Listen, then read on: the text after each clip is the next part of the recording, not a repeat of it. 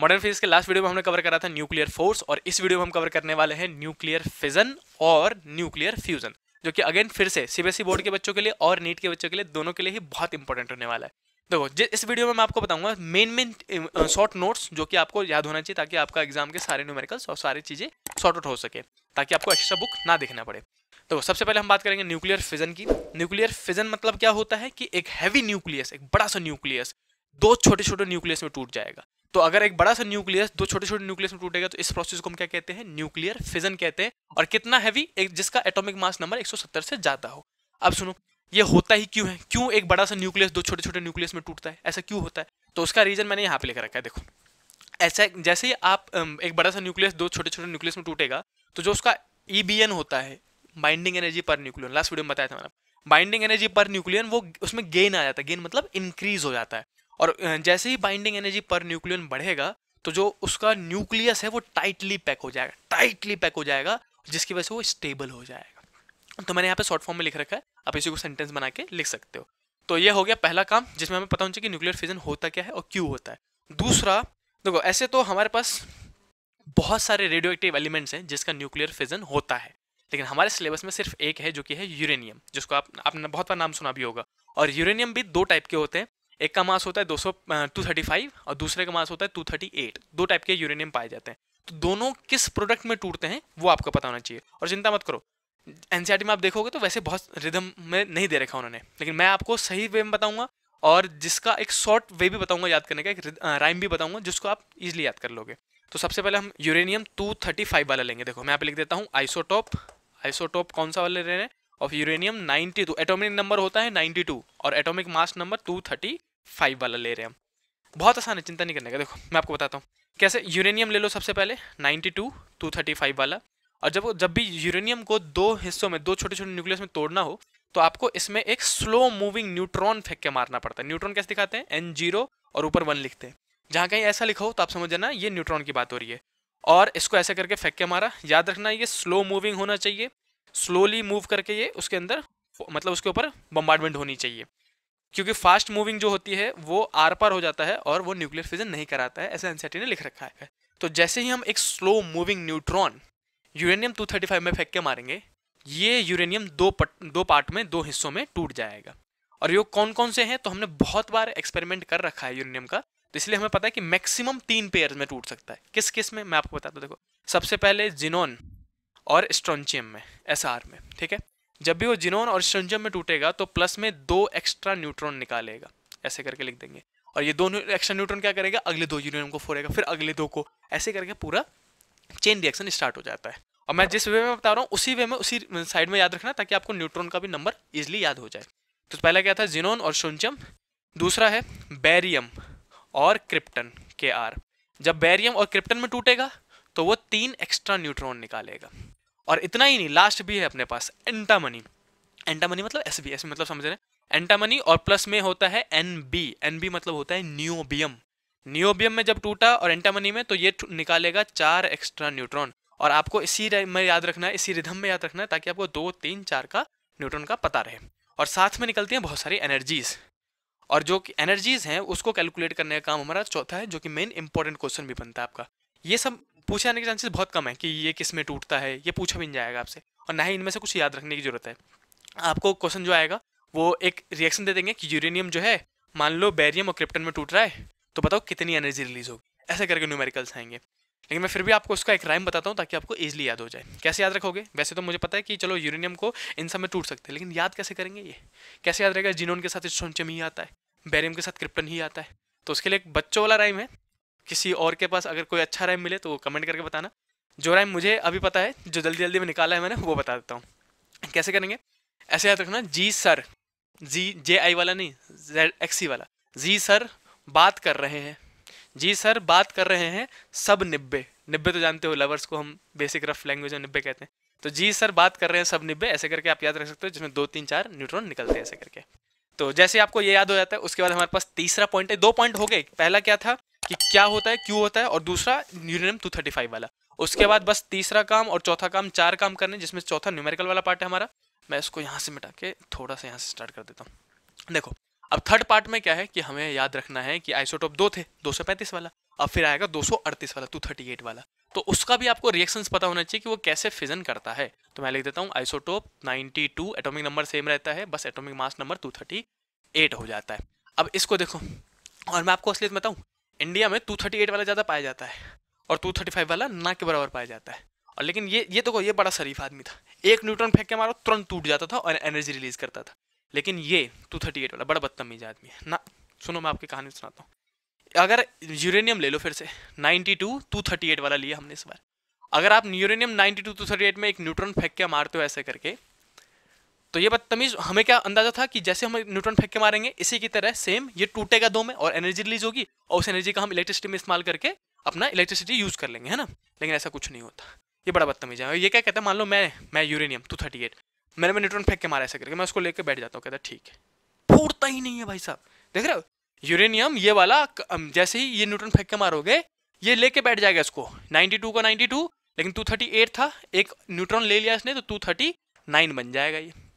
अब देख रहे हो फूटा नहीं, 239 बन गया। लेकिन जैसे ही 239 होता है यूरेनियम न्यूट्रॉन को एब्जॉर्ब कर लेता है, वैसे ये अनस्टेबल हो जाता है, और जैसे ही अनस्टेबल हो जाएगा तो ये डीके करने लग जाता है। अब देखो डीके सिलेबस में है नहीं, ना ही डीके सिलेबस में इस साल के, ना ही रेडियो एक्टिविटी, उसमें मगज खाने की और याद करने की जरूरत नहीं है आपको। तो आप सीधे सीधे कितना याद रखोगे ताकि इसको समझ में आ जाए कि जो बीटा डीके होता है, सिर्फ बीटा डीके की बात करेंगे। बीटा डीके दो टाइप के होते हैं, एक माइनस बीटा डीके होता है, मैं यहाँ लिख देता हूँ शॉर्ट फॉर्म में, और एक प्लस बीटा डीके होता है, ऐसे करके लिख दिया। अगर वो माइनस बीटा डीके कर रहा है और प्लस बीटा डीके, देखो मैं आपको बताऊँ, अगर वो माइनस बीटा डीके करे, कहीं पे लिखा हो माइनस बीटा डीके, तो आप Z+1 कर दोगे, यानी कि एटॉमिक नंबर 1 से इंक्रीज हो जाएगा जब भी माइनस बीटा डीके हो, और प्लस बीटा डीके हो तो एटॉमिक नंबर में से एक घटा देना। उल्टा है यहाँ पे, उल्टा, माइनस बीटा डीके में एक प्लस हो जाता है और प्लस बीटा डीके में एक माइनस हो जाता है, कौन, एटॉमिक नंबर। तो सेम चीज हमें करना है। अब जैसे ही ये अनस्टेबल होता है यूरेनियम, वैसे ही ये माइनस बीटा डीके करने लग जाता है। मैं यहाँ पे माइनस बीटा लिख देता हूँ, आप समझ जाना। अब माइनस बीटा डीके में क्या होता है, Z+1, यानी कि एटॉमिक नंबर 1 से बढ़ जाएगा। 92 की जगह में अब हो जाएगा ये 93, ऊपर वाला सेम रहेगा 239। अब देखो सबको पता है 92 वाला एलिमेंट तो यूरेनियम है, लेकिन 93 पे तो कोई और एलिमेंट होगा, और यहाँ पे जो एलिमेंट आता है वो आता है नेपच्यून, NP। अब जैसे ही नेपच्यून बनता है तो नेपच्यून कहता है ना मैं नहीं खेल रहा।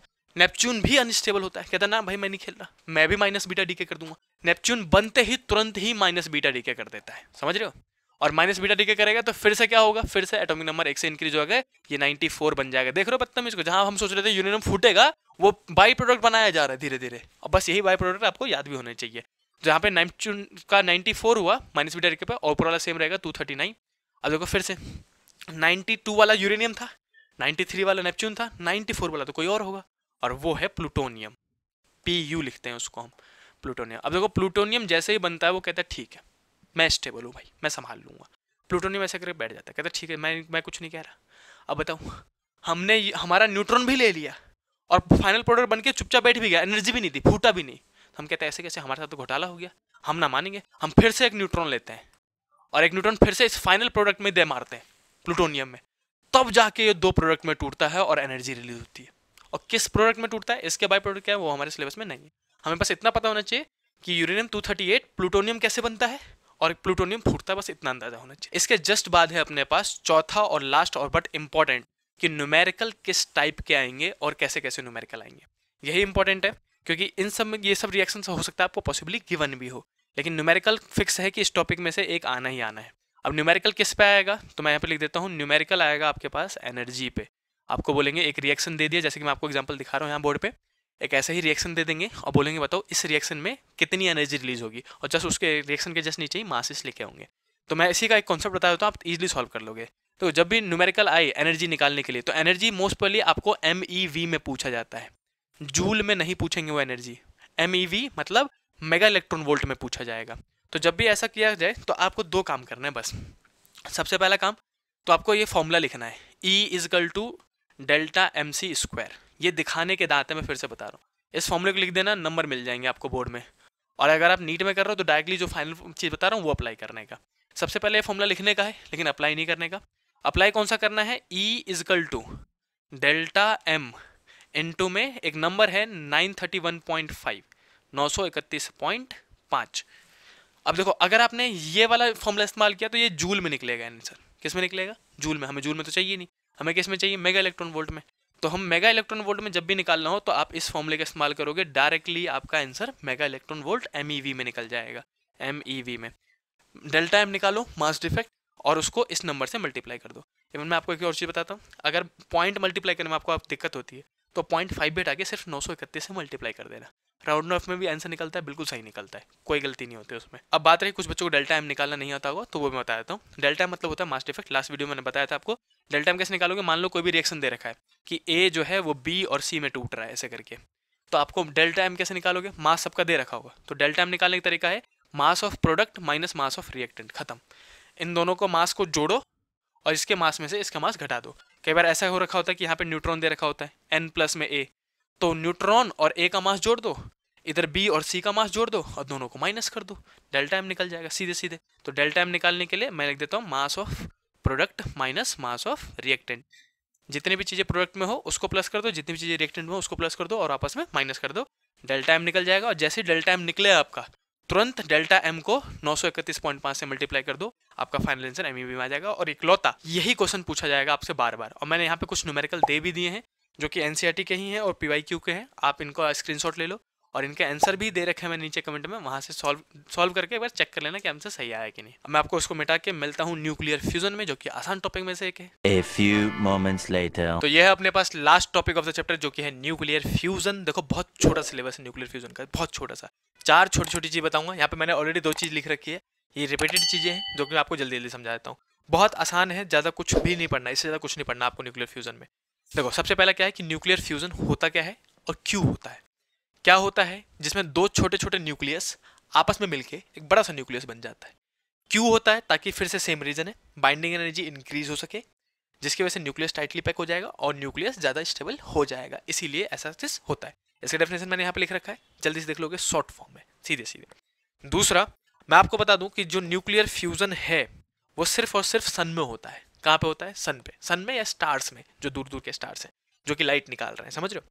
तो सन में ही क्यों होता है वो भी बताऊंगा, लेकिन हमने प्रोबेबिलिटी देखो, सन हमारे सन में बहुत सारे हाइड्रोजन है, बहुत सारे हाइड्रोजन के सारे आइसोटॉप्स हैं, ड्यूटेरियम भी है, ट्रिटियम भी है। तो कौन कौन से रिएक्शन पॉसिबल हो सकते हैं वहां पे, वो हमने पॉसिबल रिएक्शन घर बैठ के अर्थ पे ही लिखे हैं, जो कि आपके एनसीईआरटी में प्रिंटेड है। और मैं सच बताऊं, उनमें से एक भी रिएक्शन याद नहीं करना। अगर आप रिएक्शन याद करो टाइम वेस्ट करो, क्योंकि सीधे सीधे उसमें न्यूमेरिकल आएगा और न्यूमेरिकल में ओहो रुक जाओ, 1 मिनट रुक जाओ। न्यूमेरिकल में अपने पास सीधे सीधे रिएक्शन लिखा होगा ऑलरेडी, आपको दोबारा कुछ लिखने की जरूरत नहीं है। तो कोई भी रिएक्शन याद नहीं करना। मैं उसमें से कुछ रिएक्शन जो है वो यहाँ पे लिख देता हूँ, जल्दी जल्दी देख लो आप। कुछ रिएक्शंस मैं लिखता हूँ और जानबूझ के रिएक्शन लिख रहा हूँ यहाँ पे, ताकि आपको एक कॉन्सेप्ट समझा सकूँ। देखो मैं यहाँ लिखता हूँ रिएक्शन कि कौन कौन से रिएक्शन पॉसिबल है, और सिर्फ हाइड्रोजन के रिएक्शन हैं जो हमें लिखने हैं, जिसमें सबसे पहला अपने पास पहला रिएक्शन मैं यहाँ लिख देता हूँ। H11 हाइड्रोजन की बात हो रही है, वो दूसरे हाइड्रोजन के साथ मिलके H11 के साथ मिलके बना देता है डिटोरियम H12, और साथ में निकालता है पॉजिट्रॉन E+ और प्लस में न्यूट्रिनो और कुछ एनर्जी जो कि है यहाँ पे 0.42 मेगा इलेक्ट्रॉन वोल्ट, ऐसे करके। मैं फिर से कह रहा हूँ, याद नहीं करना, बस देखते रहो, जानबूझ के लिख रहा हूँ ताकि आपको अंदाजा लग जाए कि कैसा रिएक्शन आएगा। और इसमें एक बहुत अच्छा कॉन्सेप्ट भी है, वो भी समझ जाओगे आप। दूसरा रिएक्शन कौन सा है कि अब जो ये बना H12 वो फिर से रिएक्ट कर जाता है। H12 जो है वो दूसरे H1 के साथ 11 के साथ मिलके बना देता है हीलियम He23। अब देखो हीलियम के 2 आइसोटोप होते हैं, ये 2-3 वाला है 2-3, और साथ में निकलता है गामा रेडिएशन और साथ में निकलता है कुछ एनर्जी जो कि है, मैं यहाँ पे लिख देता हूँ 5.49 मेगा इलेक्ट्रॉन वोल्ट। देखो मैं फिर से कह रहा हूँ, नहीं याद करना। और तीसरा और इंपॉर्टेंट में से एक तीसरा देखो ये यहीं पे कॉन्सेप्ट है इसलिए बता रहा हूँ। अब देखो यहाँ पे जो हीलियम बना He23 वो आपस में फिर से फ्यूज कर जाता है। हीलियम 23 जो नया वाला बना है वो दूसरे हीलियम 23 के साथ मिलके फ्यूज होके इस बार बनाएगा हीलियम 24। हीलियम 24 बनेगा इस बार 24, और प्लस में H12 और H12 और प्लस में हाईएस्ट एनर्जी रिलीज होती है जो कि है यहाँ पे मेरे ख्याल से 12.86 मेगा इलेक्ट्रॉन वोल्ट। इस वाले रिएक्शन में सबसे ज्यादा एनर्जी रिलीज होती है। लेकिन ये मेन इंपॉर्टेंट पॉइंट नहीं है कि सबसे ज्यादा एनर्जी किसमें रिलीज होती है। मेन इंपॉर्टेंट पॉइंट तो है ये वाला कि हीलियम 24 क्या बन रहा है? हीलियम 24। अब ये मेन क्यों है? क्योंकि गांव वालों हीलियम 24 तो नोबल गैस है, नोबल गैस। अब नोबल गैस तो हाईली स्टेबल होते हैं। कैसे होते हैं ये? हाईली स्टेबल लिख देता हूँ यहाँ पे, हाईली स्टेबल स्टेबल, और हाईली स्टेबल है मतलब नॉन रिएक्टिव है, रिएक्ट ही नहीं करेगा किसी से। असलियत में हो क्या रहा था कि H11 मिलके H12 बना रहा था, H12 H23 बना रहा था, H23 हीलियम-24 बना रहा था, और हीलियम-24 मना कर देता, कहते नहीं मैं तो बहुत स्टेबल हूँ, मैं नहीं खेल रहा फ्यूज होने का काम, मैं नहीं मिल रहा किसी से। मतलब हीलियम सारे के सारे हाइड्रोजन धीरे धीरे किस में कन्वर्ट हो जाएंगे, हीलियम-24 में, और हीलियम-24 जमा होता जा रहा है, जमा होता जा रहा है कहाँ पे, कोर ऑफ द सन या फिर कोर ऑफ द स्टार में। अब जिस दिन सारे के सारे हाइड्रोजन हीलियम में कन्वर्ट हो जाएंगे उस दिन हमारा सन बुझ जाएगा और कोई रोशनी नहीं निकलेगी उससे, अंधकार छा जाएगा। तो हमने एस्टिमेट लगा रखा है कि कितना साल, यहाँ पे लिखता हूँ देखो, ये दूसरा काम हो गया। तीसरा काम करने जा रहे हैं हम। तीसरा है कि जो न्यूक्लियर फ्यूजन होता है सन में उसकी लाइफ स्पैन कितनी है। लाइफ स्पैन मतलब कितने साल हमारा सन मस्त हीट और एनर्जी निकालता रहेगा। ज़्यादा नहीं है। हमने एस्टिमेट लगा रखा है 5 × 10⁹ ईयर्स। एनसीईआरटी नहीं लिखा है ये, और यही याद करना है। देख रहा 5 × 10⁹ मतलब हो गया 5 बिलियन साल। चिंता मत करो, इंसान तो 70 साल ही जीता है, बहुत है इतना, हमें कोई खतरा नो है, समझ रहे हो। अब जैसे ये खत्म होता है तो हमें एक चीज़ और पता होना चाहिए कि जितने भी ये न्यूक्लियर फ्यूजन हो रहे हैं वो सिर्फ और सिर्फ सन और स्टार्स में ही होते हैं। हम अर्थ पे ना करा सकते हैं इसको, हम अर्थ पे करा ही ना सकते हैं। काहे नहीं करा सकते हैं? क्योंकि इन न्यूक्लियर फ्यूजन को होने के लिए, मैं लिखता हूँ न्यूक्लियर, ओहो डी लगने लग जाता, रुक जाओ। न्यूक्लियर फ्यूजन को कराने के लिए जो हमें हीट या फिर टेम्परेचर जनरेट करना पड़ेगा वो टेम्परेचर है 10⁸ to 10⁹ केल्विन। इतना टेम्परेचर चाहिए हम, ये है टेम्परेचर, यहाँ पे लिख भी देता हूँ टेम्परेचर। और ये दिक्कत नहीं है हमारे लिए, हम 10⁸ to 10⁹ केल्विन टेम्परेचर जनरेट कर सकते हैं अर्थ पे। लेकिन दिक्कत क्या है कि हम काहे नहीं कर पा रहे अर्थ पे। चाइना वाले तो सबसे आगे रहते हैं इन मामलों में, क्यों नहीं कर रहे हैं वो लोग? क्यों नहीं कर रहे हैं कि देखो न्यूक्लियर फ्यूजन जो कराओगे, दो हाइड्रोजन को आपस में मिलाओगे, वो किसी न किसी कंटेनर के अंदर तो करोगे, हवा में तो करोगे ना, क्योंकि हवा में तो बहुत सारे हाइड्रोजन है। तो जब हम किसी कंटेनर के अंदर हाइड्रोजन डालते हैं और 10⁸ 10⁹ केल्विन बनाते हैं, जनरेट करते हैं, हमारा जो कंटेनर है वही पिघल लेता है, कंटेनर ही पिघल लेता है। और अर्थ पे ऐसा कोई भी मेटल नहीं है या फिर कोई सा सब्सटेंस नहीं है जो इतने टेम्परेचर पे पिघले ना। पहले तो कंटेनर पिघल लेता है, लो खत्म। अब जब हवा में कर दोगे गलती से तो हवा में तो बहुत सारे हाइड्रोजन है, वो सारे हाइड्रोजन फ्यूज होने लग जाएंगे, जिसकी वजह से सारे तबाही मच जाएगी, और हो सकता है प्रोबेबिलिटी कि हमारा अर्थ जो है वो सन बन जाए, खूब आग निकलने लग जाए, तो हम ही मर जाएंगे सबसे पहले। तो इसी को हम हाइड्रोजन बॉम्ब कहते हैं, जो कि प्रैक्टिस नहीं करना है किसी को भी, समझ रहे हो। तो ये बेसिक कॉन्सेप्ट ही थे, इतना ही था। लेकिन मेन मुद्दा क्या है, सबसे ज़्यादा इंपॉर्टेंट चीज़ कि यहाँ पे क्वेश्चन आएगा कहाँ से। अगर क्वेश्चन आया न्यूक्लियर फ्यूजन में से तो फिर से यही इसी पे आएगा, इसलिए मैंने इसको मिटाया नहीं। ये इंपॉर्टेंट है, यही फॉर्मूले पे न्यूमेरिकल बनना है। फिर से मैं एनसीईआरटी के 2-3 एग्जाम्पल देता हूँ होमवर्क के तौर पे आपको, जो कि आपके स्क्रीन पे अब आने लग गया होगा। इसमें सब में वही करना है कि एनर्जी निकालना है, रिएक्शन दे रखा है एनर्जी निकालना है, रिएक्शन दे रखा है एनर्जी निकालना है, और जो आंसर है वो आप कमेंट में आके मुझे बताओगे। मैंने कमेंट में सही आंसर भी लिख रखा है, तो आप कमेंट में आके कमेंट करोगे कि कितना आंसर निकला है आपका, और देखते हैं कितने लोगों का आंसर सही निकलता है। और गाँव वालों, ये चैप्टर यहीं कंप्लीट होता है, आपके मॉडर्न फिजिक्स के 3 चैप्टर कंप्लीट हो गए। आई होप कि आपने सारे चैप्टर देखे होंगे, अगर नहीं देखे तो जाके देख लो वापस। और सेमीकंडक्टर मैं बहुत जल्दी ही अपलोड कर दूंगा, और साथ में जितने भी आपके कमेंट आए हैं उन सब में, जैसे कि आप पूछ रहे हो कि भैया प्रिपरेशन कैसे करें, कौन से इंपॉर्टेंट डेरिवेशंस है, डेरिवेशंस करा दो, न्यूमेरिकल प्रैक्टिस करा दो, वो सब भी हम धीरे धीरे अपलोड करते रहेंगे। तो इस चैनल को, इस वीडियो को अपने दोस्तों के साथ शेयर करो, स्कूल के ग्रुप में, ट्यूशन के ग्रुप में, जहाँ आपको ठीक लगे शेयर करो। और बाकी मिलते हैं नेक्स्ट वीडियो में, तब तक के लिए बाय बाय।